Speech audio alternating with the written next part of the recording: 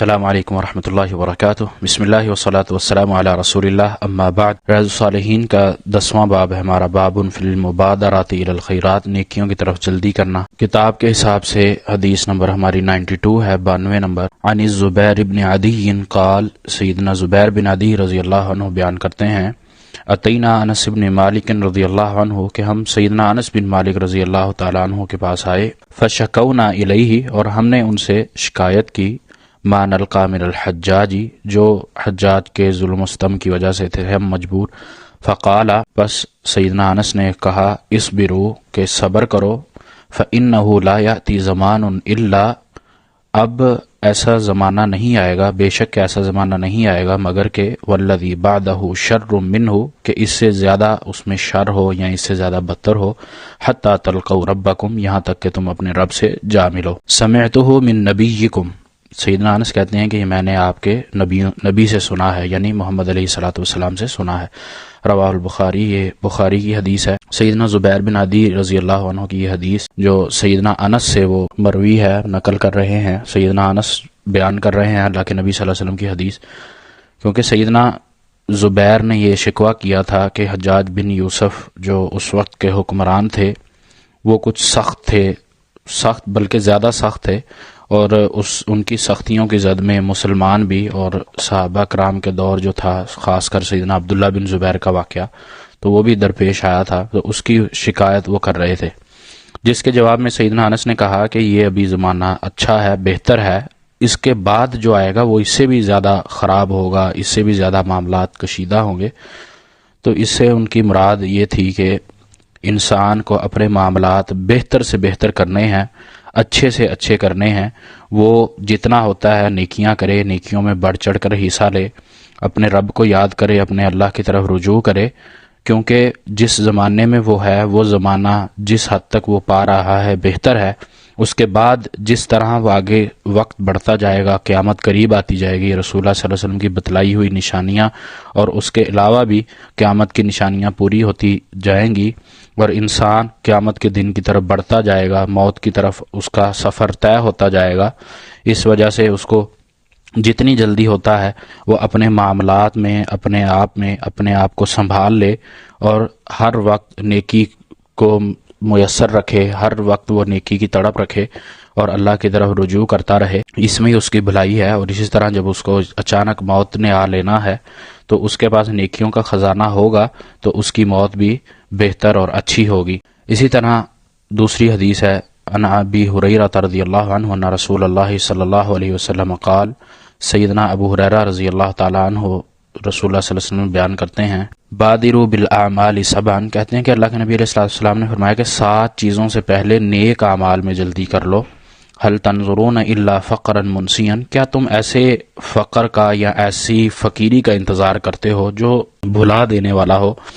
یعنی وہ فقیری میں تم دیگر چیزیں ساری بھول جاؤ تو اپنے اس معاشی حالات کی کشیدگی میں ہی پڑ جاؤ، او غنن مطغیا، یا ایسی دولت مندی یا ایسا غنا جو تمہیں حد سے تجاوز کر دینے والا بنا دے، یعنی تم نیک اعمال سے پھر بھول جاؤ، نیکیوں کو بھول جاؤ اور اپنے مال پر فخر کرنے لگ جاؤ، او مرضا مفسدا، یا ایسی بیماری جو بگاڑ دینے والی ہو، یعنی بیماری آلے اور آپ عبادات اور نیکیاں کرنے سے بھی محروم ہو جاؤ، او حرما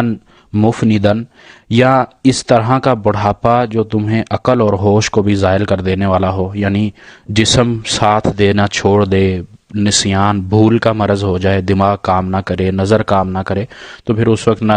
تلاوت قرآن ہوتی ہے، نہ نماز صحیح سے ہوتی، او موتن مجہزن، یا ایسی موت جو اچانک دبوچ لے فوراً۔ انسان کو ظاہر اپنے وقت کا تو پتہ نہیں ہے، وہ کسی بھی وقت آ سکتی ہے، تو موت جب آتی ہے تو وہ بڑی تیزی سے اپنا کام کر جاتی ہے، یعنی انسان سے روح نکل جاتی ہے۔ اوی الدجال فشر غائب ينتظر، یا دجال کے نکلنے کا، دجال جب آ جائے، ہر غالب برائی سے بدتر ہے جس کا انتظار کیا جائے، یعنی دجال کا فتنہ یہاں نبی صلی اللہ علیہ وسلم نے بہت بڑا فتنہ قرار دیا ہے جو ہر برائی سے غالب آنے والا ہے۔ اوی الساعہ، یا تم قیامت کا انتظار کرو، فالساعۃ ادھیٰ وامر، قیامت جب آئے گی تو وہ بڑی ہولناک اور تلخ ہے، اس حدیث کو ترمذی رحمہ اللہ نے اپنی کتاب میں نقل کیا ہے، سنن ترمذی میں موجود ہے، اور اس حدیث کو امام ترمذی نے ہی حسن حدیث کہا ہے، اگرچہ اس کی سند میں کلام ہے، ضعف ہے کچھ، لیکن امام صاحب نے اس کو حسن کہا ہے۔ اس حدیث میں بھی نبی صلی اللہ علیہ وسلم نے ہمیں جو 7 چیزیں گنوا دی ہیں، فقر ہے اور زیادہ مال کا آ جانا ہے، غنی ہو جانا ہے، مریض ہو جانا ہے، بڑھاپا آ جانا، یا اچانک موت کا آ جانا، یا دجال کا نکل آنا، یا قیامت آ جانا، تو ان چیزوں کے آنے سے پہلے انسان کو عبادات کر لینی چاہیے، اعمال اچھے کر لینے چاہیے، اپنے آپ کو سدھار لینا چاہیے۔ تو انسان کو اللہ تعالیٰ نے یہ موقع دیا ہے، اسی طرح موقع اللہ نے جو اس کو دیا ہے وہ اسی لیے دیا ہے کہ اس کو جو زندگی ملی ہے وہ اللہ کی عبادت کر لے، کیونکہ ہمارے لیے حکم بھی یہی ہے، وما خلقت الجن والانس الا لیعبدون۔ اللہ نے جن و انسان کو اپنی عبادت کے لیے پیدا کیا، تو وہ عبادت کس وقت انسان کی ہو سکے گی؟ جب وہ اللہ کی طرف رجوع رکھے گا، اللہ کی طرف لوٹے گا، تو اس وقت ہی اس کا یہ عمل مکمل ہوگا، اور اس وقت ہی وہ اپنے خزانے بھر سکتا ہے، اپنے نامہ اعمال کو زیادہ سے زیادہ بڑھا سکتا ہے۔ اسی طرح اس حدیث میں ہمیں قیامت کے بارے میں نبی صلی اللہ علیہ وسلم بتا رہے ہیں کہ انسان کو موت آنی، اس کے بعد اس کا حساب کتاب ہونا ہے، ایک دن اللہ کے سامنے کھڑے ہونا ہے اور اس کو یہ حساب دینا ہے۔ اسی طرح ایک دوسری حدیث سے نبی صلی اللہ علیہ وسلم نے جو انسان کو 5 چیزوں کے غنیمت جاننے کا بتلایا ہے کہ 5 چیزوں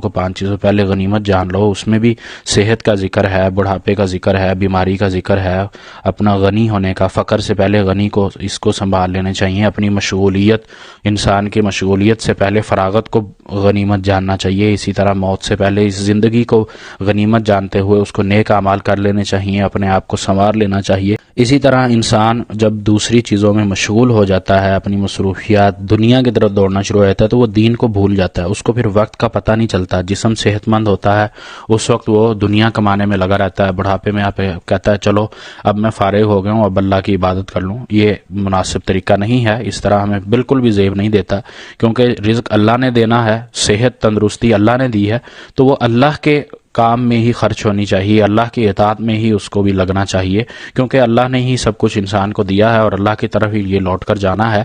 تو انسان کو یہ موقع جو اللہ نے دیا ہے، اس سے زیادہ فائدہ اٹھا کر اس سے مقصد کو حاصل کرنا چاہیے اور اپنی آخرت کو سنوارنا چاہیے۔ اللہ تعالیٰ سے دعا ہے کہ اللہ تعالیٰ ہمیں صحیح سمجھ کر عمل کرنے کی توفیق عطا فرمائے، اور ہمیں ہر قسم کی ریاکاری سے بچاتے ہوئے صحیح خالصتاً للہیت کے لیے عمل کرنے کی توفیق دے۔ وما توفیقی الا باللہ، علیہ توکلت و الیہ